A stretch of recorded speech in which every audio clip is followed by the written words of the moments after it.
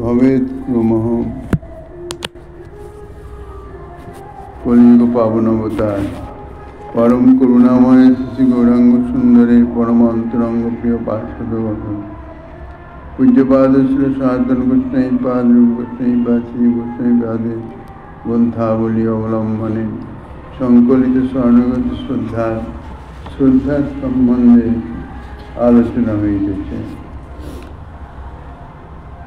শ্রী গোস্বামী পাদ ভক্তি রসামৃত সিন্ধুতে লিখেছেন, আদৌ শ্রদ্ধা তত সাধু সঙ্গ অত ভজন ক্রিয়া তত অনর্থ নিবৃত্তি স্যাত তত নিষ্ঠা উচিত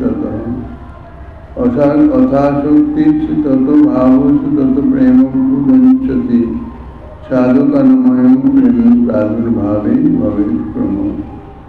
প্রেমভক্তি সাধনে সর্বপ্রথম সোপান, তার নাম হইতেছে শ্রদ্ধা। এই প্রকরণের আলোচ্য বিষয়। শ্রদ্ধার পর সাধুসঙ্গ, সাধুসঙ্গের পর সাধন ভজন অনুষ্ঠান, অর্থাৎ বাস্তব জীবনে কার্যত সাধন জীবন যাপন করা, যার অপর নাম সত্য সত্যই ভক্তির বিধান জীবনে আচরণ করা। এই ভজন ক্রিয়ার পর অনর্থ নিবৃত্তি, যার অর্থ সর্বপ্রকার অশুভ পাপময় বাসনা এবং শুভ পুণ্যময় স্বর্গাদি লাভের এবং লাভ পূজা প্রতিষ্ঠা প্রভুত্ব করার দূরভিসন্ধি প্রভৃতি সকল প্রকার বাসনা এবং মুক্তির বাসনা, সিদ্ধির বাসনা, এক কথায় নিখিল বাসনার চিরতরে পরিসমাপ্তি হল এই অনর্থ নিবৃত্তির ভূমি। এই নিবৃত্তির অবস্থাটা ভক্তির ভজন ক্রিয়া দ্বারা সাধকের লাভ হয়। অনর্থ নিবৃত্তির পরে যে স্তরে ভগবন্বিত হন তাহার নাম নিষ্ঠা। তখন সাধকের চিত্তে বিক্ষেপ দেশের অবসান হয়, চিত্ত বিক্ষেপ হয় না। মানে ভজন করতে বসলে অনেক রকমের চিন্তা এসে সাধকের কাছে উপস্থিত হয়। মনে হয় ওই চিন্তাগুলি যেন পাওনাদারদের মতো বসে বসে অপেক্ষা করছিল যে একবার ভজনে বসলেই হলো, আমরা সকলে একসঙ্গে ঘেরাও করবো। ব্যাপারটি অনেকটা ওই রকমই বটে। অনর্থভূমিতে চিত্ত বিক্ষেপটা অত্যন্ত প্রবল থাকে। ভজন যখন জোর কদমে চলতে থাকে তখন সাধন ভজনের দ্বারা নিরস্ত হয়ে একেবারেই শেষ হয়ে যায়। তখন সাধকের মনে একটা প্রশান্তির আলো উজ্জ্বল হয়ে ওঠে। চিত্ত বিক্ষেপ, ক্রোধ, মাৎসর্যময় অনর্থ না থাকায় ভজনে কোনো বাধা আসে না। অর্থাৎ এগুলি হচ্ছে অনর্থ, যার দ্বারা ভজনে বিঘ্ন সৃষ্টি হয়, তাহাই হচ্ছে অনর্থ। এই যে নির্বিঘ্ন অবাধ স্বচ্ছন্দ ভজন, ইহা অনর্থ নিবৃত্তির পরেই নিষ্ঠার ভূমিতে সম্ভব হয়। যেমন কোনো দরিদ্র ব্যক্তি অর্থ ঋণ নিয়ে বা দেনা করে ব্যবসা আরম্ভ করে। প্রথমত ব্যবসাটা চালু করতে তাকে বেশ কষ্ট স্বীকার করতে হয় এবং অনেক বাধারও সম্মুখীন হতে হয়। তারপর ক্রমশ ধীরে ধীরে অধ্যাবসায় সহকারে লেগে থাকলে ব্যবসাটি যখন একবার চালু হয়ে যায়, তখন ক্রমশ যখন রীতিমতো ব্যবসাটা একটা স্থিতিশীল অবস্থায় এসে দাঁড়ায় এবং প্রচুর লাভ হতে থাকে, সেই সময় পূর্বের ঋণ সব শোধ করেও হাতে মূলধন বেশ পরিমাণের টাকা সঞ্চয় হয়ে যায়। তখন যেমন সেই ব্যক্তিটি একটা স্বস্তির নিঃশ্বাস ফেলে, তৃপ্তি অনুভব করে, চারিদিকেই সচ্ছলতা দেখতে পায়, ঠিক তেমনি ভক্তি সাধকও অনর্থ নিবৃত্তি হয়ে গেলে যখন নিষ্ঠার ভক্তির ভূমিতে তৃপ্তি, পরাশান্তি বোধ করে। কারণ তখন কোনো বাসনার তাপ থাকে না, তার জন্য অফুরন্ত আনন্দের সম্ভাবনা তাহার সামনে উজ্জ্বল হয়ে ফুটে ওঠে। সুতরাং ভজন যখন দৃঢ় হতে হয়, আরো দৃঢ়তর হতে থাকে, তাই পরাশান্তির পরশে চিত্ত সদা প্রসন্ন হয়ে যায়। এই নিষ্ঠার সহিত ভজন করতে করতে ধীরে ধীরে রুচি উদয় হয়। রুচির ভূমিতে ভজনের আস্বাদটি আরো মধুর হয়। অর্থাৎ তখন অত্যন্ত রুচিকর বলে আরো অধিক রূপে ভজন করিতে মনের ইচ্ছা হয়। তাই ভজনাবিলাস প্রাচুর্য যখন মনকে ভজনানন্দের মাধুর্য রসে সিক্ত করে দেয়, মন আর যেন ভজন ছাড়তেই চায় না। ভজনের আস্বাদন এতটাই গভীর হয় যে ঘর বাড়ি, টাকা কড়ি, স্ত্রী পুত্র ইত্যাদি সমস্ত কিছু ছেড়ে দিতে চায়, কিন্তু ভজনকে কখনো ছাড়তে চায় না। ভজনের যে ব্যাঘাত ঘটায় তাকে বিনা দ্বিধায় ত্যাগ করার মতো ক্ষমতাও সে লাভ করে। তো ভজন বিঘ্নকারী যাহা, তাহাকে সে সর্বদা পরিহার করতে সমর্থ এসে যায়। এই অবস্থাটা আসে রুচি ভক্তির স্তরে। তারপরে এই রুচি সহকারে ভজন করতে করতে তারপর ধীরে ধীরে এসে যায় আসক্তি। তখন ভজনে আসক্তি হয়। আসক্তির স্তরে মন এমন নির্মল এবং উজ্জ্বল হয় যে ভগবানকে চিন্তা করার সাথে সাথেই মনে হয় যেন সাক্ষাৎ দর্শন পাচ্ছি। তখন কোন প্রকার বিষয়ের মনে স্থানই পায় না। সামান্যতম বিষয়ের স্পর্শ তখন সাধক সহ্য করতে পারে না। ভগবানের আসক্তির প্রাচুর্য মনকে তখন ভগবত রসে একবারে বিভোর করে রাখে। এই অবস্থাটা হল ভক্তি সাধকের আসক্তির ভূমি।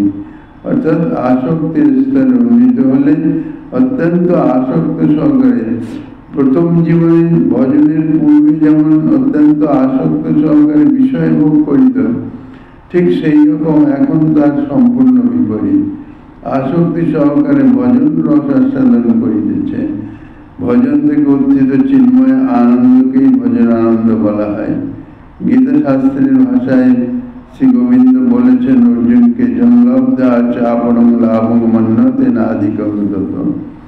সাধক যা লাভ করে এমনই পরিতৃপ্তি ও পরিপূর্ণ বোধ করে যে অন্য কোন লাভকে সে তখন তার থেকে শ্রেষ্ঠ অধিক লাভ বলে মনে করে না। সুতরাং এটা সাধকের পক্ষে একটা চরম লাভ, এ বিষয়ে বিন্দুমাত্র সন্দেহ নেই। ভগবত আসক্তি পর্যন্ত যতগুলি স্তর বলা হয়েছে সেগুলি সাধক দৃঢ়তার সঙ্গে যত্ন করলে ওই স্তরগুলিতে উন্নীত হতে পারে। অর্থাৎ শাস্ত্র নির্দিষ্ট পন্থায় ভগবত আশ্রিত হয়ে শ্রী গুরু বৈষ্ণবের কৃপার উপর নির্ভর করে দৃঢ় ব্রতী হয়ে ভজনে যত্ন নিলে ক্রমে ক্রমে এই আসক্তির ভূমিতে সে উঠতে পারে। কারণ আসক্তি পর্যন্ত সাধনের স্তরগুলির নাম হচ্ছে সাধন ভক্তি। দেহ মন ইন্দ্রিয়ের দ্বারা যে সাধন করা যায় তাহাকে শাস্ত্রের সাধন ভক্তি বলা হয়। সাধন ভক্তির সর্বোচ্চ স্তরই হইতেছে আসক্তি। আসক্তির পর সাধকের হৃদয়ে ভাবের আবির্ভাব হয়। তখন থেকে তার এই ভক্তি ভাব ভক্তি নামে পরিচিত হয়। ভাবের পরেই প্রেম ভক্তি। প্রেমের অঙ্কুর অবস্থায় হইতেছে ভাব। এটাই সাধক জগতের শেষ সীমা। এই প্রেমানন্দই চরম এবং পরম পুরুষার্থ। এই প্রেমানন্দকে শাস্ত্রে অনির্বাচ্যতম বলেছেন। ব্রহ্মানন্দ অনির্বাচ্য, ভজনানন্দ অনির্বাচ্যতর, আর প্রেমানন্দ হচ্ছে অনির্বাচ্যতম। এইরকম এই শাস্ত্রে পারস্পরিক পরপর সিদ্ধান্ত করেছেন। আচার্য শ্রী রূপনাথ জানালেন যে ভক্তি সাধকগণের প্রেম লাভের এটাই হচ্ছে প্রায় ক্রম। অর্থাৎ এই ক্রম অনুসারেই সাধক প্রেমের স্তরে উন্নীত হতে পারে। এবং সাধকগণের প্রেম লাভের শাস্ত্রীয় পন্থাও এই প্রসঙ্গে আমাদের একটু বুঝবার বিষয় যে শেষোক্ত দুটি স্তর অর্থাৎ ভাব এবং প্রেম, ইহা অপ্রাকৃত চিদানন্দ বস্তু। ভাবভক্তি এবং প্রেম ভক্তি সাধকের সাধনার বিষয় নয়। অর্থাৎ চেষ্টা করলে ভাব সাধন করা যায় না, বা চেষ্টা করলেই প্রেম সাধন করা যায় না। সাধক সাধন ভক্তির শেষ সীমায় আসক্তির স্তরে আরোহণ করলে তার চিত্ত দর্পণ এমন বিশুদ্ধ এবং নির্মল হয়ে যায় যে তখন প্রেম সূর্যের কিরণে ভাবের আবির্ভাব হয়। আর ভাবের গাঢ় অবস্থার নামই হইতেছে প্রেম। ভাবের অপর পর্যায়ে রতি একই বস্তু, তাই বলা হয়েছে সেই রতি গাঢ় হইলে ধরে প্রেম নাম। রতি আর ভাব একই স্তর, একই পর্যায়ে, শুধু পরস্পর নামের বিভেদ। সাধক ভাবভক্তির আনন্দ মাধুর্য রসে যখন রূপ দেয় তখন তার কাছে ব্রহ্মানন্দ পর্যন্ত একটি তিনের মতন তুচ্ছ বোধ হয়। আর প্রাকৃত বস্তু স্বর্গাদি সুখ তা তো গণনার মধ্যেই আসে না। ভাবভক্তির কাছে যদি ব্রহ্মানন্দই তুচ্ছ বোধ হয় তাহলে প্রেমানন্দের পরিমাণ কে দিতে পারে? সুতরাং তাই বলা হয়েছে প্রেমানন্দ হচ্ছে অনির্বাচ্যতম। আচার্য শ্রীপাদ রূপ গোস্বামী চরণের বাক্যের সূত্র ধরে ভক্তি সাধনার সিদ্ধ স্তর পর্যন্ত যা জানা গেল, তাতে অনুসন্ধান করলে আমাদের বর্তমান প্রচলিত ভজনের সমস্ত ত্রুটিগুলি ধরা পড়বে, যদি কুবুদ্ধি ছেড়ে ভজন করবার প্রকৃত ইচ্ছা থাকে। তবে এই কথাটা আমাদের সবসময় মনে রাখতে হবে যে প্রেম লাভের উপায় রূপে যে সাধনার ক্রম আচার্যপাদ জানাচ্ছেন, তার প্রথম সোপান বা সিঁড়ি হল শ্রদ্ধা। এই শ্রদ্ধাই যদি ঠিক না হয়, তাহলে তাদের পরবর্তী সোপানে আর উন্নীত হওয়া সম্ভব হয় না। এই শ্রদ্ধাই হচ্ছে ভক্তি সাধনার বলতে গেলে মূল গোড়া, বীজ স্বরূপ। মূলকে না জেনে যেমন গাছের উপরে জানা যায় না, গাছের উপরে ওঠা যায় না, তেমনি শ্রদ্ধার সাথে পরিচয় না হলেও ভজন বৃক্ষের উপরে ওঠা যায় না। যেমন বহুতল বাড়ির উপরে উঠতে গেলে সিঁড়িঘরের প্রথম সিঁড়িটি ঠিকভাবে ধরতে হয়, কারণ প্রথম সিঁড়িটা ঠিকভাবে জানতে পারলে পরের সিঁড়িগুলো অনায়াসে মেলে একের পর এক এসে যায় এবং অতি সহজে সিঁড়ি বেয়ে সেই বহুতল বাড়ির উপরে ওঠা যায়। এমনভাবেই সিঁড়িগুলি নির্মিত থাকে যে অন্ধ ব্যক্তিও প্রথম সিঁড়িটি যদি ধরতে পারে, তাহলে একেবারে শেষ তলায় পৌঁছাতে পারেন। ঠিক তেমনই ভক্তি সাধনার প্রথম সিঁড়ি হইতেছে শ্রদ্ধা। যদি আমরা সঠিকভাবে এই শ্রদ্ধাকে পেতে পারি, তাহলে পরবর্তী সাধনগুলি ঠিক সামনে এসে যাবে, একটার পর একটা এসেই যাবে। প্রেম ভক্তি স্তরে পৌঁছতে তখন আর কোনো বাধা থাকবে না। অতএব প্রথম সোপান শ্রদ্ধা। শ্রদ্ধা সম্বন্ধে আমাদের বিশেষভাবে অনুধাবন করতে হবে। সাধনার প্রথম সোপান শ্রদ্ধা বস্তুটি কি? তাত্ত্বিক দৃষ্টিতে এছাড়া তার আর কি ব্যাখ্যা আছে? শ্রদ্ধার পরিভাষা সম্বন্ধে ভালো করে বুঝতে হবে। প্রথম সোপানটি সম্বন্ধে যদি ভালো মতো জানা যায়, তাহলে পরবর্তী সোপানে ওঠা উন্নীত হওয়া সেটা ব্যর্থ হয়ে যায়। গোজামিন দিয়ে বুঝতে গেলে চলবে না, কারণ শ্রদ্ধা হইতেছে ভাবের বস্তু, অন্তরের বস্তু। আচার্যপাদগণ যেভাবে বুঝিয়েছেন সেভাবে বুঝলেই তবেই ভালো বোঝাবে। যারা এই সোপান পেয়ে উপরে উন্নীত হয়েছেন, তাহলে এই সোপান সম্বন্ধে ভালো মন্দ খুঁটিনাটি বিস্তৃত বিবরণ প্রদান করে ওই প্রথম সোপান শ্রদ্ধা সম্বন্ধে অভিজ্ঞতা লাভ করায় দিতে পারে। নতুবা নিজেদের মতো করে বুঝতে চাইলে গলযোগটা থেকেই যাবে। তাই আচার্যপাদগণের সূত্র ধরে বুঝতে হবে শ্রদ্ধা কাকে বলে, তার স্বরূপটি বা কি, শ্রদ্ধার পরিভাষাই বা কি। এ সম্বন্ধে এখন আচার্যপাদগণের নির্মিত বিচার, তাহাই আলোচনার প্রয়োজন। তবে এই আলোচনার পূর্বে একটি কথা আমাদের জেনে রাখতে হবে যে শ্রীরূপপাদের উপদিষ্ট ভক্তি সাধনের সিঁড়ি যদি আমরা না পেয়ে থাকি, তাহলে অবশ্যই আমাদের সাধন সম্বন্ধে গোস্বামীপাদগণের বাণীর খবর নিতে হবে। আমাদের ভজন জীবনে যদি কোনো বিকাশ না দেখা যায়, তাহলে আমরা স্বীকার করতে বাধ্য যে আমরা আচার্যপাদগণের প্রদর্শিত মার্গে এখনো ঠিক মতো চলতে পারছি না। যেহেতু তাদের প্রদর্শিত ভজন তা হচ্ছে প্রাণবন্ত এবং সজীব, সুতরাং তাদের প্রদর্শিত ভজন পথ যদি যথাযথ অবলম্বন করা যায়, তাহলে ধীরে ধীরে শেষ স্তরে পৌঁছানো অবশ্যম্ভাবী। তার যে ক্রম বিকাশ তা অনিবার্যভাবেই হতে থাকবে। তাদের বাণীতেই আমরা স্পষ্টভাবে জানতে পারব। এখন জানবো শ্রদ্ধা কাকে বলে। পূজ্যপাদ কবিরাজ গোস্বামী এই শ্রদ্ধা সম্বন্ধে বলেছেন, শ্রদ্ধা শব্দে বিশ্বাস কয় সুদৃঢ় নিশ্চয়, কৃষ্ণ ভক্তি করিলে সর্বকর্মকৃত হয়। শ্রদ্ধা সমর্পিত এই বাক্যটি প্রেমদাতা ভগবান শ্রীকৃষ্ণ চৈতন্য দেবের উপদেশ বাক্য। তিনি প্রিয় পার্ষদ শ্রীমৎ সনাতন গোস্বামীপাদের কাছে বলেছেন, শ্রদ্ধা শব্দের অর্থ হলো ভগবানে ভক্তিতে, আর এক কথায় শাস্ত্র বাক্যে সুদৃঢ় বিশ্বাস।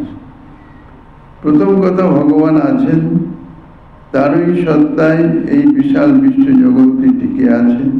এবং সেই সঙ্গে সঙ্গে নিরন্তর তাহা চলিতেছেন। তিনি এই জগতের এবং প্রতিটি জীবের সৃষ্টি স্থিতি ধ্বংসের একমাত্র কারণ। তারই ইচ্ছাতে সম্পূর্ণ জগৎ নিয়ন্ত্রিত হইতেছে। এই বিশ্বাস যবে সুদৃঢ়, এই নিশ্চয় হবে অটল। তাই সুদৃঢ় নিশ্চিত বিশ্বাস, সুদৃঢ় বিশ্বাস অর্থাৎ কোনো কারণেই তা ভঙ্গ হবে না। দ্বিতীয়ত, তার মধ্যে নিশ্চয়তা এত গভীর যে তা কখনো সংশয়ে সশঙ্কিত হবে না। এইরূপ বিশ্বাস সুদৃঢ় যদি হয় তাহলে তাকেই বলা হয় শ্রদ্ধা। প্রভুর বাক্যের এই সারমর্ম হচ্ছে যে ভগবান শ্রীকৃষ্ণ এবং শ্রীকৃষ্ণ ভক্তি সম্বন্ধে বেদ, পুরাণ, গীতা, ভাগবতাদি শাস্ত্র যা কিছু মহিমা বলেছেন, তা সে যতই অলৌকিক হোক না কেন, সে সমস্তই ধ্রুব সত্য। শাস্ত্র জেনে বিশ্বাস করা যায়। শাস্ত্রে যা বর্ণিত হইতেছে তা ধ্রুব সত্য। এই বিশ্বাসটি আগে দৃঢ় করিতে হবে। এই বিশ্বাসের সুদৃঢ়তার নামই হচ্ছে শ্রদ্ধা। ওই সকল শাস্ত্রে ভগবান শ্রীকৃষ্ণকেই স্বয়ং ভগবান এবং সকল কারণের একমাত্র কারণ হচ্ছে অনাদি আদি এই নিখিল বিশ্ব ব্রহ্মাণ্ডের সর্বময় কর্তা এবং একমাত্র নিয়ন্তা বলা হয়েছে। অতএব সেই ভগবান শ্রীকৃষ্ণকে ভক্তি করলে শাস্ত্র বর্ণিত সকল সাধনা, যাবতীয় উপাসনা তা সুষ্ঠুভাবে সুনিষ্পন্ন হয়ে যায়। ইহা শাস্ত্র বর্ণিত বাণী। কাজেই এই শাস্ত্র বর্ণিত বাণীতে দৃঢ় বিশ্বাস। শাস্ত্র বর্ণিত সকল প্রকার সাধন, জ্ঞান, যোগ, যজ্ঞ ইত্যাদি প্রভৃতি দ্বারা যাহা লাভ হয়, যদি শুধুমাত্র কৃষ্ণ ভক্তি করা যায় তাহলে অনায়াসে খুব সহজেই সমস্ত কিছু শাস্ত্রে যত যত সাধন পদ্ধতি বা সাধ্যের কথা বর্ণিত আছে সমস্ত কিছুই লাভ হয় কৃষ্ণ ভক্তির দ্বারা।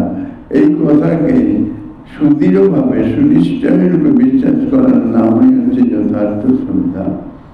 প্রাকৃত অপ্রাকৃত জগতের মূল তত্ত্ব স্বয়ং ভগবান শ্রীকৃষ্ণের পূজা দ্বারা এই সকলের পূজা অতি সুন্দরভাবে সুনিষ্পন্ন হয়।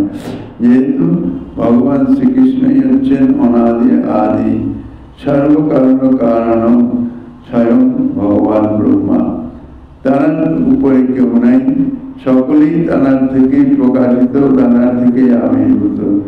তাই তিনি মূল। তার যদি জগতের মূল তত্ত্বের মূল যদি ধারণ করা যায় তাহলে যেমন আর কিছু তার বাকি থাকে না। ব্রহ্মাণ্ডে অবস্থিত সকল দেবদেবীর পূজা সিদ্ধ লোক বৈকুণ্ঠ সিদ্ধ ব্রহ্ম পরমাত্মা, এমনকি শ্রী নারায়ণাদি নিখিল ভগবত স্বরূপগণেরও পূজা একমাত্র শ্রীকৃষ্ণ পূজাতেই সুন্দরভাবে সুসম্পন্ন হয়ে যায়। তাই শ্রীকৃষ্ণ পূজা করার পর আর পুনরায় অন্য পূজার আবশ্যকতা থাকে না। এই যে বিশ্বাস, এই বিশ্বাসটির মধ্যে কোনো রকম সন্দেহ সংশয়ের আশঙ্কা থাকা চলবে না। তাই হচ্ছে সুনিশ্চয় বিশ্বাস। এই সুনিশ্চয় বিশ্বাসের ভিতরে কোনো প্রকার সংশয়ের দাগ বা গন্ধ পর্যন্ত যেন না থাকে, তবেই হবে শ্রীকৃষ্ণ ভক্তিতে সুদৃঢ় সুনিশ্চয় বিশ্বাস। আর এটাই হলো প্রভু কথিত বাক্য শ্রদ্ধার পরিভাষা। এইরকম শ্রদ্ধা যার হয় সেই ব্যক্তি শ্রীকৃষ্ণ ভক্তিতে যথার্থ অধিকার লাভ করেন এবং সাধক জীবনে কৃষ্ণ ভক্তি রসের আস্বাদন পান। কেউ যদি বলেন তাহলে অন্যান্য পূজা কি শাস্ত্র নিষিদ্ধ, নাকি অন্যান্য পূজা নিরর্থক?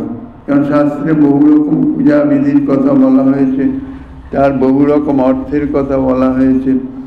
এই রকম প্রশ্ন যদি আসে তার উত্তর হচ্ছে যে অন্যান্য দেবদেবী প্রভৃতির পূজা শাস্ত্রই বিধান দিয়েছেন এই জন্যে যে যারা সকামী ভক্ত, যাদের কামনা পূরণ করবার নিমিত্ত ভগবত ভজনের উদ্দেশ্য বা ভক্তি যা কিছু, তারা দেবদেবীগণ প্রভৃতি অন্যান্য সকল ভগবান শ্রীকৃষ্ণের সাথে সম্বন্ধযুক্ত। তারা ভিন্ন ভিন্নভাবে সমস্ত দেবদেবীগণের আরাধনা না করে যদি একমাত্র ভগবান শ্রীকৃষ্ণের আরাধনা করতে পারেন, তাহলে যেমন বৃক্ষের শাখা পোশাখা পত্র সকল বৃক্ষের অন্তর্গত, সেই রকম বুঝতে হবে। বৃক্ষের মূলে জলসেচন করলে যেমন আলাদাভাবে শাখা পোশাখায় জলসেচনের কোনো অপেক্ষা লাগে না, ঠিক সেই রকম ইহারা তাহার প্রিয়জন বলে এদের পূজা বিধান শাস্ত্র দিয়েছেন বটে, কিন্তু কদাপি শ্রীকৃষ্ণ নিরপেক্ষ স্বতন্ত্রভাবে নয়। মর্মটি হচ্ছে এই, দেবদেবীগণ ভগবান শ্রীকৃষ্ণের বিভূতি, সেই বিভূতি বলেই পূজা পূজ্য তাহারা। ব্রহ্মা এবং শ্রী মহাদেব ভগবানের প্রিয় এবং তাদের মধ্যে ঈশ্বরের অবতারত্ব আছে বলেই পূজ্য। মায়াতীত চিদানন্দময় নির্বিশেষ নিরাকার ব্রহ্ম ভগবান শ্রীকৃষ্ণের শক্তিরহিত একটি প্রকাশ বলেই ব্রহ্ম উপাস্য এবং তাতে জীবের মায়া থেকে মুক্তি লাভ হয়। পুরুষ পদবাচ্য পরমাত্মা ভগবান শ্রীকৃষ্ণের আংশিক শক্তিযুক্ত আবার প্রকাশ এক অংশ পুরুষ বলেই তিনি উপাস্য। ভগবান নারায়ণ প্রভৃতি ভগবত পদবাচ্য নিখিল ভগবত স্বরূপগণ ভগবান শ্রীকৃষ্ণের পূর্ণ শক্তিযুক্ত প্রকাশ বলেই সর্বার্থ উপাস্য, সর্বথা উপাস্য। আর পরিপূর্ণতম শক্তির বিবিধ বৈচিত্র্যময় প্রকাশ অন্য নিরপেক্ষ স্বয়ং সিদ্ধ অদ্বিতীয় তত্ত্ব হলেন স্বয়ং ভগবান শ্রীকৃষ্ণ। সুতরাং শ্রীকৃষ্ণ হচ্ছেন সর্বোপাস্যতম। জগতে যত যত উপাস্য তত্ত্ব আছে তার শ্রেষ্ঠ অর্থাৎ সর্বোত্তম হইতেছেন ভগবান শ্রীকৃষ্ণ। তাই বলেছেন সর্বস্ব বেদৈরহমেব বেদ্য। গীতা শাস্ত্রে ভগবান শ্রীকৃষ্ণ নিজে জানিয়েছেন যে সর্ববেদাদি নিখিল শাস্ত্রের বেদ্য তত্ত্বই হইতেছেন ভগবান শ্রীকৃষ্ণ। সমস্ত শাস্ত্রে যে সার কথা, সার বস্তু তিনি হইতেছেন শ্রীকৃষ্ণ। সর্ববেদাদি নিখিল শাস্ত্রের বেদ্য তত্ত্বই হইতেছে ভগবান শ্রীকৃষ্ণ। শ্রী ভাগবত শাস্ত্র জানালেন, তাই কৃষ্ণস্তু ভগবান স্বয়ং। ভগবত অবতার তালিকায় শ্রীকৃষ্ণকে গণনা করা হলেও কিন্তু কৃষ্ণ হলেন স্বয়ং ভগবান। প্রাচীন শাস্ত্র ব্রহ্মসংহিতা তাই বলেছেন, ঈশ্বর পরম কৃষ্ণ সচ্চিদানন্দ বিগ্রহ অনাদি আদি গোবিন্দ সর্বকারণ কারণ। সচ্চিদানন্দময় বিগ্রহ শ্রীকৃষ্ণ হলেন পরম ঈশ্বর, অর্থাৎ ঈশ্বরগণেরও ঈশ্বর তিনি।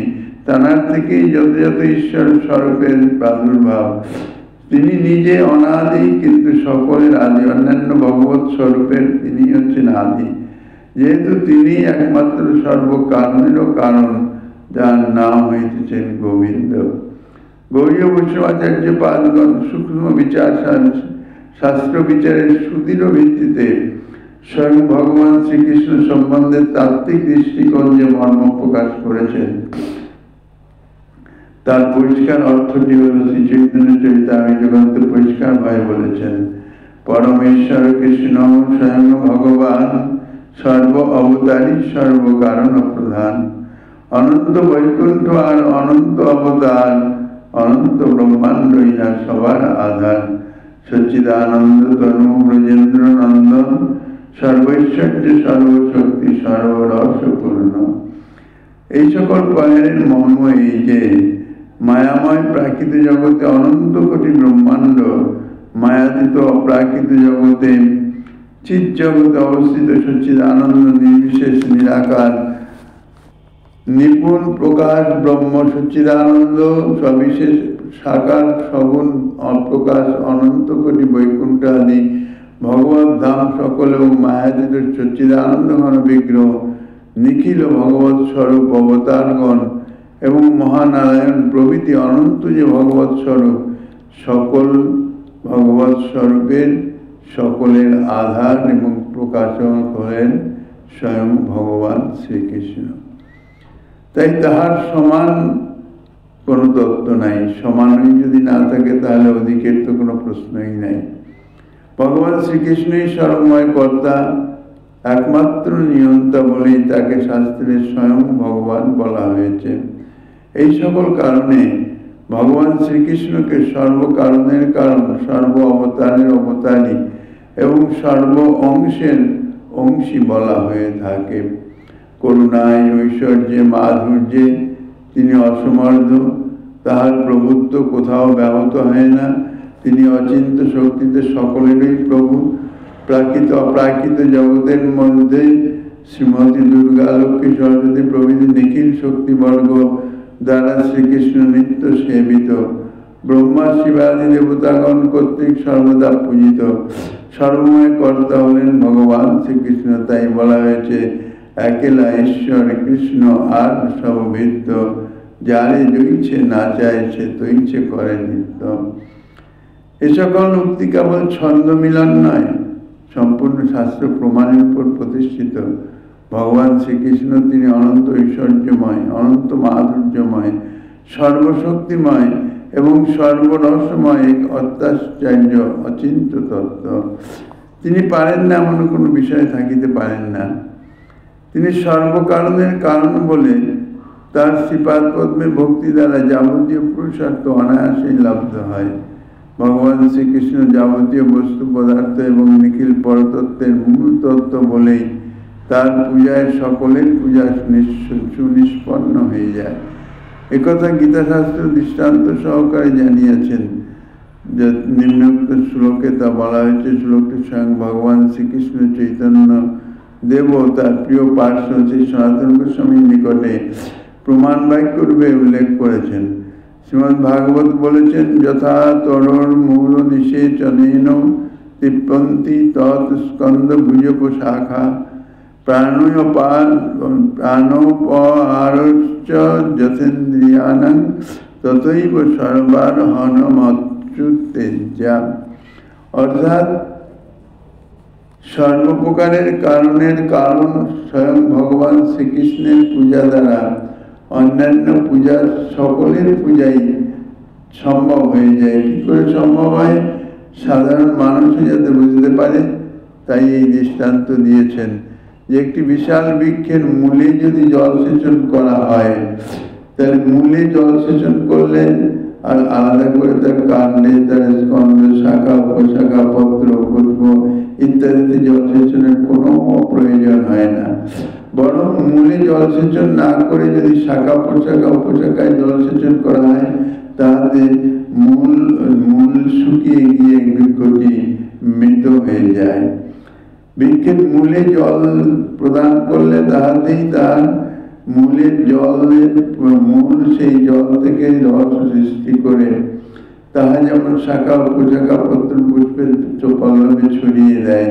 তো ঠিক সেই রকম মূল যে ভগবান, একমাত্র স্বয়ং ভগবান শ্রীকৃষ্ণের উপাসনা করলে তার দ্বারাই সমস্ত দেবী দেবী সকলের পূজা, যত যত পূজ্য তত্ত্ব আছে সকলের পূজা নিষ্পন্ন হয়ে যায় এবং সকলে তাহাদের তৃপ্তি এবং আনন্দ প্রাপ্ত হন।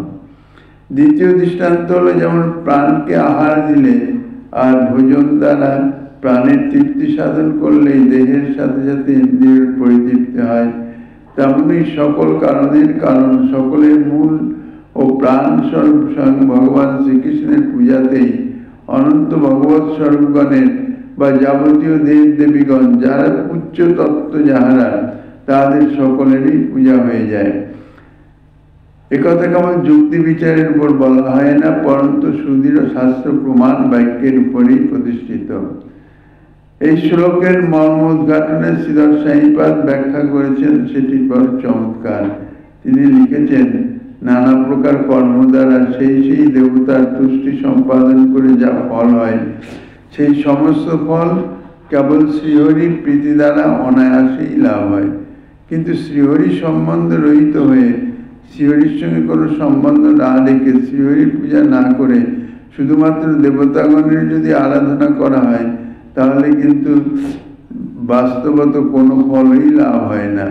সেটি বলছেন, যেমন গাছের মূলে জলসেচন দিলে মূল থেকে স্কন্ধ, স্কন্ধ থেকে শাখা, শাখা থেকে উপশাখা, ক্রমশ ক্ষুদ্র ক্ষুদ্র পত্রে পুষ্পে সঞ্চারিত হয়ে তৃপ্তি পুষ্টি লাভ করে। কিন্তু জল যদি গাছের মূলে না দিয়ে শাখা প্রশাখা পাতায় দেওয়া হয়, তাহাতে শাখা প্রশাখা পাতা কিংবা গাছের কোনো উপকারই হয় না। কারণ গাছের প্রাণটি নির্ভর করছে মূলের উপরে। মূলের দ্বারা যে রস আকর্ষিত হয় তাই হচ্ছে বৃক্ষের পুষ্টিকারক বস্তু। কাজে মূল যদি রস না পায় তাহলে মূল যেমন শুকিয়ে যাবে, আর মূলের রস না সঞ্চালন করতে পারলে তার অঙ্গ প্রত্যঙ্গ শাখা প্রশাখা সমস্তই তাহা শুকিয়ে যাবে। তেমনি প্রাণকে ভোজন দিলে যেমন প্রাণের সাথে সাথে ইন্দ্রিয় দেহের অঙ্গ প্রত্যঙ্গ তৃপ্তি ও পুষ্টি লাভ করে, কিন্তু যদি ভোজন অর্থাৎ অন্ন ভোজন না করে সারা শরীরে যদি অন্ন লেপন করা হয় তাহলে তাহার দ্বারা ক্ষুধাও তৃপ্তি হয় না, আর ইন্দ্রিয়র পুষ্টি লাভও হয় না। একথার মর্মটা হচ্ছে এই যে মূলে জল সেচন বিনা যেমন গাছ বাঁচতে পারে না, মুখের দ্বারা অন্নাদি অর্পণ অর্থাৎ ভোজন ব্যতীত যেমন দেহ বাঁচতে পারে না, ঠিক তেমনি কৃষ্ণ ভক্তিকে অগ্রাহ্য করে কৃষ্ণ ভক্তি ব্যতীত যে কোনো সাধন করা যাক না কেন সেই সাধনাও সফল হতে পারে না। একথা কেবল যুক্তিসিদ্ধ নয়, শাস্ত্র প্রমাণ সিদ্ধ। তাই শ্রদ্ধা সম্বন্ধে বলতে গিয়ে প্রভু বলেছেন কৃষ্ণে ভক্তি করিলে সর্বকর্মকৃত হয়। এ সম্বন্ধে বিশ্বাস সুদৃঢ় নিশ্চয়। এই উক্তি সমর্থনে উপরোক্ত শাস্ত্রবাক্যে স্পষ্টভাবে তা বলা হয়েছে। শ্রীমদ্ ভাগবতে আরও বলা হয়েছে যে ভগবান শ্রীকৃষ্ণকে ভক্তি করলে যেমন সকলের পূজা নিষ্পন্ন হয়ে যায়, তেমনি আবার সকল সাধনার ফলও অনায়াসেই লাভ হয়ে যায়। একথা স্বয়ং ভগবান শ্রীকৃষ্ণ নিজ মুখে প্রিয় পার্শ্বদ শ্রীমদ্ উদ্ধব মহাশয়কে বলেছেন।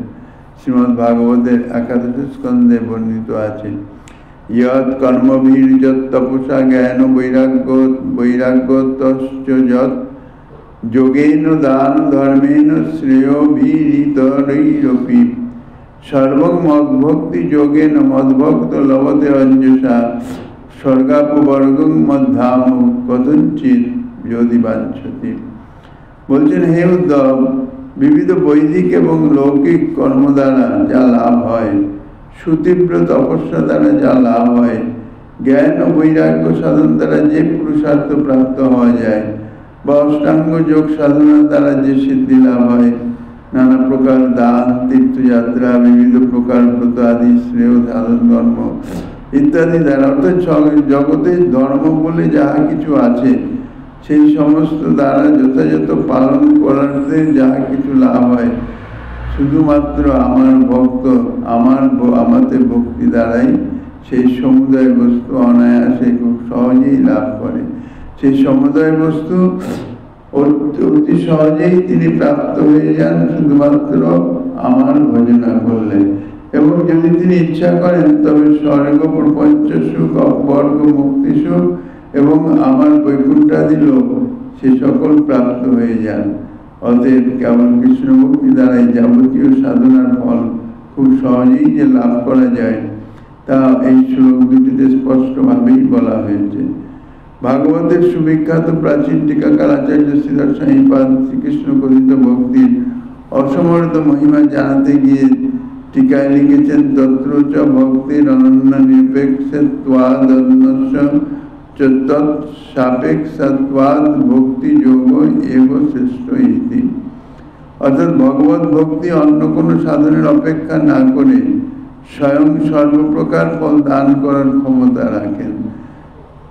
এই জন্য ভক্তিকে বলা হয়েছে অন্য নিরপেক্ষ। জ্ঞান সাধন, যোগ সাধন ভক্তি নিরপেক্ষ, ভক্তি সাপেক্ষ। অর্থাৎ ভক্তি যদি না থাকে তাহলে জ্ঞান সাধন বা যোগ সাধন ইত্যাদি সিদ্ধি লাভ করা যায় না। কিন্তু ভক্তি অন্য নিরপেক্ষ। ভক্তি সাধনে অন্য কোনো কারণ অপেক্ষা নাই। এই কারণে সর্বসাধন অপেক্ষা শ্রেষ্ঠ হইতেছে এই ভক্তি, এবং সেই ভক্তির মধ্যে আবার কৃষ্ণ ভক্তি হচ্ছে সর্বশ্রেষ্ঠ। আবার জ্ঞান যোগাদি অন্যান্য যাবতীয় সাধন, যাগযজ্ঞ প্রভৃতি কর্ম সকল কৃষ্ণ ভক্তির সাহচর্য ব্যতীত স্বতন্ত্রভাবে কেউ ফল প্রদান করতে পারেন না। প্রত্যেকটি সাধন কৃষ্ণ ভক্তির অপেক্ষা করে। সুতরাং এই কারণেও কৃষ্ণ ভক্তি সর্বশ্রেষ্ঠ। এটাই ভগবান শ্রীকৃষ্ণ কথিত বাক্যের মর্ম, ইহাই জানতে হবে। অতএব কৃষ্ণ ভক্তির সমান কোনো সাধন নাই। প্রাকৃত কি অপ্রাকৃত জগতে এমন কোনো বস্তু নাই যে তা কৃষ্ণ ভক্তি দ্বারা লাভ করা যায় না। অর্থাৎ কৃষ্ণ ভক্তি দ্বারা সমস্ত প্রাপ্য বস্তুই প্রাপ্ত হওয়া যায়। কৃষ্ণ ভক্তির দ্বারা এই অসাধারণ কৃষ্ণ ভক্তি যে অচিন্ত মহিমা, তার সুদৃঢ় বিশ্বাসকেই প্রভু শ্রদ্ধা বলেছেন। অর্থাৎ কৃষ্ণ ভক্তির দ্বারা যে সমস্ত কিছু প্রাপ্ত হওয়া যায়, কোনো কিছু প্রাপ্তির বাকি থাকে না, ইয়ার এই বাক্যে সুদৃঢ় এবং নিশ্চয় থেকে বিশ্বাসের নামই হচ্ছে শ্রদ্ধা। কৃষ্ণ ভক্তি সম্বন্ধে শাস্ত্রে যে সকল মহিমা বলেছেন তাতে অবিশ্বাস ও সন্দেহ থাকাটা ভক্তির কাছে অপরাধ এবং অনাদর প্রকাশ পায়। তাই সেক্ষেত্রে ভক্তি যাচন করলে ভক্তিদেব অপ্রসন্ন হয়ে ভক্তিদেবীর অপ্রসন্নতার কারণে বিশেষ ফল পাওয়া যায় না। ভক্তির মহিমা সম্বন্ধে অবিশ্বাসের বিন্দুমাত্র সন্দেহের মূল কারণ নেই। এইভাবে শ্রীমদ্ ভাগবত শাস্ত্র বর্ণিত এই সকল প্রমাণ বাক্য বলেই গৌরী বৈষ্ণবাচার্যগণ তারা দৃঢ়তার সঙ্গে জানিয়েছেন, কৃষ্ণ ভক্তি হয় অভিধেয় প্রধান, ভক্তি মুখ নিরীক্ষক কর্মযোগ জ্ঞান। এইসব সাধনের অতি তুচ্ছ ফল, কৃষ্ণ ভক্তি বিনা তাহা দিতে না বল। মানুষের আকাঙ্ক্ষিত এবং অভিষ্ট যাবতীয় পুরুষার্থ সকল যা যা তাদের বাসনা, সমস্ত বাসনা পূরণের জন্যে যদি একমাত্র কৃষ্ণ ভক্তি করেন তাহলে তাদের সমস্ত বাসনা পূরণ হয়। কিন্তু কৃষ্ণ ভক্তিকে ত্যাগ করে অর্থাৎ না করে অন্যান্য যত সাধনাই করা হোক না কেন, কোন সাধনাই তার ফল প্রদান করতে সমর্থ নহেন। বেদান্ত শাস্ত্রে যে সকল উপায় বলা আছে সেই উপায়গুলিকে শাস্ত্রীয় ভাষায় অভিধেয় বা সাধন বলা হয়। অভিধেয় বা সাধনগুলির মধ্যে কর্ম, জ্ঞান, যোগ ও ভক্তি চারটি প্রচিত। এদের মধ্যে কৃষ্ণ ভক্তিকেই অভিধেয় বা সাধন সকলের মধ্যে প্রধান বলা হয়েছে, কারণ কৃষ্ণ ভক্তি ব্যতীত অন্য কোন সাধনাই সিদ্ধি লাভ করতে পারে না। অন্য তিনটি অভিধেয় অর্থাৎ কর্ম, জ্ঞান, যোগ এরা কেউই স্বয়ং ফল দান করতে সমর্থ নয়। সাধককে সাধনার ফল দিতে হলে, ফল পেতে হলে ভক্তির মুখের দিকে তাদের অপেক্ষা আছে, অর্থাৎ ভক্তি সাধনা তাদের করতেই হবে। তাহলে ভক্তির সংযোগ অবশ্যই চাই। ভক্তির সংযোগ ব্যতীত কোনো সাধনাই তার ফল প্রদান করিতে সমর্থ নয়। আরেকটি কথা এখানে বেশ জোর দিয়ে বলা হয়েছে যে কর্মজ্ঞান যোগ ভক্তির সাহায্য নিয়েও যে সকল ফল দান করে সেই ফলগুলোই তত্ত্বের বিচারে অত্যন্ত তুচ্ছ ফল। যেহেতু যজ্ঞাদি কর্মের ফল হচ্ছে ভক্তি সুখ, অর্থাৎ তিনলোক রাজ্য, সম্পদাদি এবং পরলোকের স্বর্গাদি সুখ। এই সকল সুখ হচ্ছে মায়াময়, অতি ক্ষণস্থায়ী বলে তত্ত্ব বিচারে এই সুখকে যথার্থ তত্ত্বজ্ঞ ব্যক্তিগণ সুখের মধ্যেই গণনা করেন না। তাই এই সকলকে বলা হয় তুচ্ছ ফল। দ্বিতীয় সাধন হইতেছে জ্ঞান। এই জ্ঞান ভক্তির সাহায্য নিয়ে তার যে নিজস্ব ফল দান করে তার নাম হচ্ছে মুক্তি। এই মুক্তিকে শাস্ত্রে ব্রহ্মানন্দ বলা হয়েছে, অর্থাৎ নির্বিচ্ছিন্ন ব্রহ্মের সহিত লীন হয়ে গিয়ে নিরবিচ্ছিন্ন এক আনন্দের অনুভব। যদিও মুক্তি শব্দের অর্থ 5 প্রকার বলা যেতে পারে, তথাপি জ্ঞানমার্গ সাধনার প্রাপ্য যে মুক্তি তাহা হচ্ছে সাহায্য মুক্তি, ব্রহ্মানন্দ। এই ব্রহ্মানন্দ ইহা মায়াতীত ঠিকই, ব্যাপক চিদানন্দ বস্তু তাহাও ঠিকই, যা মায়ার পরপারে চিৎ জগতে অবস্থিত। গৌরী বৈষ্ণবাচার্য পাদগণ শাস্ত্র প্রমাণ দ্বারা ব্রহ্মানন্দের পরিচয় দিয়েছেন। সিদ্ধলোক নাম তার প্রকৃতির পার, চিৎ স্বরূপ তাহা নাই চিৎ শক্তির বিকার।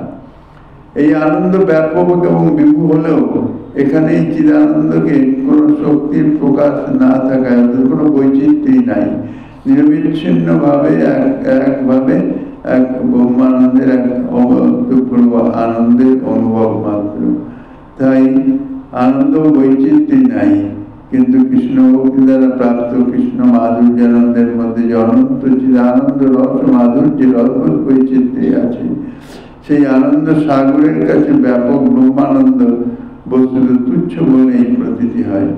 তাই জ্ঞান সাধ্য ব্রহ্মানন্দকে অতি তুচ্ছ ফল বলা হয়েছে। এই সিদ্ধান্ত শ্রীমদ্ ভাগবতাদি শাস্ত্রে এবং মহাজনগণের অনুভবেই তা প্রমাণিত। এ কেবল ছন্দ মিলন নয়, মুখরোচক বাক্য বিলাস নয়, রীতিমতো শাস্ত্র বিচারের সুদৃঢ় প্রমাণের উপর প্রতিষ্ঠিত। শাস্ত্রে মহাভাগবত প্রহ্লাদের একটি বাক্য আছে, তিনি মুক্তি ব্রহ্মানন্দকে অতি তুচ্ছ বলে নিতে চান না। তিনি ব্রহ্মানন্দের তুচ্ছতা জানাতে ভগবানকে দর্শন করার পর সাক্ষাতে বলেছিলেন, তৎ সাক্ষাৎ করণাল্যাদ বিশুদ্ধাপ্তি স্থিতস্মে সুখানি গোষ্পদায়ন্তে ব্রাহ্মণ্যপি জগৎগুরু। হে জগৎগুরু, আমি আপনার স্বরূপের সাক্ষাৎকার লাভ করে যে আনন্দরূপ বিশুদ্ধ সাগরে অবিস্তৃতি করছি, তার কাছে অন্য সুখের আর কি কথা। ব্রহ্মানন্দ সুখ সাগরের তুলনায় গোষ্পদের জলের অতি তুচ্ছ বলে মনে হয়। সুতরাং জ্ঞান সাধকের এবং জ্ঞান সাধ্য মুক্তি তুচ্ছতা শাস্ত্রেই বলা হয়েছে।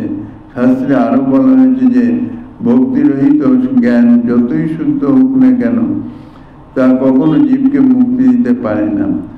এই সকল প্রমাণ এবং বিচার শ্রীমদ্ ভাগবতের গীতাদি শাস্ত্রতে বিস্তৃতভাবে বলা হয়েছে। কোনো প্রকার কষ্ট কল্পনার অবকাশ নাই, কষ্ট করে কল্পনা করবার অপেক্ষাও নাই। শাস্ত্রে বহুভাবে এই সমস্ত কথা প্রকাশ করেছেন। জনসমাজে কৃষ্ণ ভক্তির মহিমা জানাতে শ্রীমদ্ ভাগবত স্পষ্ট ভাষায় বলেছেন, নিষ্কর্মর মম প্রচ্যুত ভাব বর্জিত ন শোভতে জ্ঞান মন নিরঞ্জন কুত পুন শস্যদভদ্রমেশ্বরে ন চার্পিতম কর্ম যদপ্যকারণ। দেবশ্রী নারদজি শ্রী বেদব্যাসের প্রতি ভগবত ভক্তির মহিমা জানাতে গিয়ে বলেছেন যে ব্রহ্মজ্ঞান দ্বারা ব্রহ্মের সারূপ্য লাভ করা যায়, আর যেমন যে নষ্কর্ম নির্মল উপাধি শূন্য ব্রহ্মজ্ঞান, তা যদি ভগবত ভক্তি মিশ্রিত না হয়, অর্থাৎ ভক্তি বর্জিত হলে তার সম্যক শোভা পায় না, অর্থাৎ সিদ্ধি লাভ হয় না, সে ব্রহ্মানন্দ প্রাপ্ত হয় না। অর্থাৎ তার জ্ঞান মার্গের সাধনার যে সিদ্ধি, সে সিদ্ধি বিনা ভক্তিতে কখনো প্রাপ্ত হতে পারে না। ভক্তির সাহচর্য চাই। অন্য সাধন সময়ে এবং ফল লাভের সময়ও সর্বদাই দুঃখদায়ী সকাল কর্মসমূহ বা নিষ্কাম কর্ম যদি ভগবানের অর্পিত না হয়, তাহলে যে একান্ত নিষ্ফল হয়ে যায়, তাতে আর বলার কি আছে। ভাগবতের এই শ্লোকটিতে পরিষ্কার ভাবে বলা হয়েছে যে ভক্তিরহিত জ্ঞান এবং ভক্তিরহিত জ্ঞানী এবং ভক্তিরহিত কর্ম বা ভক্তিরহিত কর্মী, ভক্তি শূন্য যারা ভক্তি সাধন করেন না, ভক্তির কোন সাহচর্য নেন না, ভক্তির স্পর্শ নেন না, তারা সিদ্ধি লাভের জন্য যতই প্রযত্ন করুক না কেন, তারা ব্যর্থ হয়ে যায়। এই সকল সিদ্ধান্তের উপর দাঁড়িয়ে বৈষ্ণব আচার্য পাদগণ সুদৃঢ়তার সঙ্গে ঘোষণা করেছেন, কেবল জ্ঞান মুক্তি দিতে নারী ভক্তি বিনে, কিন্তু কৃষ্ণর মুখে সেই মুক্তি হয় বিনা জ্ঞানে। কৃষ্ণ বহির্মুখ দোষে মায়া হইতে হয়, কৃষ্ণোন্মুখ ভক্তি হইতে মায়া মুক্তি হয়। এই সকল বাক্যের তাৎপর্য এই যে সকল সাধক মুক্তির জন্য জ্ঞান মার্গের ব্রহ্ম উপাসনা করেন, তা সিদ্ধির জন্য শ্রীহরি ভক্তি সংযোগে অবশ্যই চাই। যে কোনো সাধনাই করা হোক না কেন, যদি ভক্তির সংস্পর্শ না রাখেন, তাহলে সে সাধনা পরিণামে ব্যর্থই হয়ে যায়। ভক্তি শূন্য হলে তা কিছুতেই সফল হবে না। কিন্তু কৃষ্ণ ভক্তির দ্বারা শুধুমাত্র যদি কৃষ্ণ ভক্তি আচরণ করা যায়, তাহলে জগতে যত যত সাধনা আছে, তার যা ফল আছে, সবই সেই একমাত্র কৃষ্ণ ভক্তি দ্বারাই প্রাপ্য হওয়া যায়। বিনা জ্ঞান সাধনায়, বিনা কর্ম সাধনায়, বিনা যোগ সাধনায় জ্ঞান কর্ম যোগের যে ফল, সে ফল শুধুমাত্র কৃষ্ণ ভক্তির দ্বারা কৃষ্ণ ভক্ত অনায়াসেই তা প্রাপ্ত হন। তেমনই যারা কর্মমার্গে বিবিধ যাগযজ্ঞাদি দান পুণ্য প্রভৃতি কর্মের সাধন করেন, তাদের ওই সকল কর্মের ফল ইহলোকে রাজ্য ধন সম্পদ আর পরলোকে স্বর্গাদি সুখভোগ পেতে পারবেন না, যদি কর্মের সাথে সাথে ভক্তির সংযোগ না থাকে। এক কথায় কৃষ্ণ ভক্তি দ্বারা সমস্ত কিছুই খুব সহজেই লাভ করা যায়। এই জন্যে ভক্তি মহারানী, সকলের উপরে বুদ্ধে প্রতিষ্ঠিত। এই সকল কারণে কৃষ্ণ ভক্তিকে অভিধেয় প্রধান বলা হয়েছে অষ্টাঙ্গ যোগ সম্বন্ধে। তাই জানতে হবে, অর্থাৎ যোগের সাথে ভক্তির সম্পর্ক না থাকলে তাতেও সিদ্ধি লাভ হয় না। অতএব কৃষ্ণ ভক্তি দ্বারা সর্বসিদ্ধি হয়, একথা সুদৃঢ়ভাবে বিশ্বাস এবং সুদৃঢ় নিশ্চয়কে যে শ্রদ্ধা বলা হয়েছে তা যথার্থ সঙ্গত এবং অতি সমীচীন। এ বিষয়ে আরো যাহা কিছু আস্বাদনী দিচ্ছেন শ্রীমান মহাপ্রভু গিরিধর কৃপা হলে।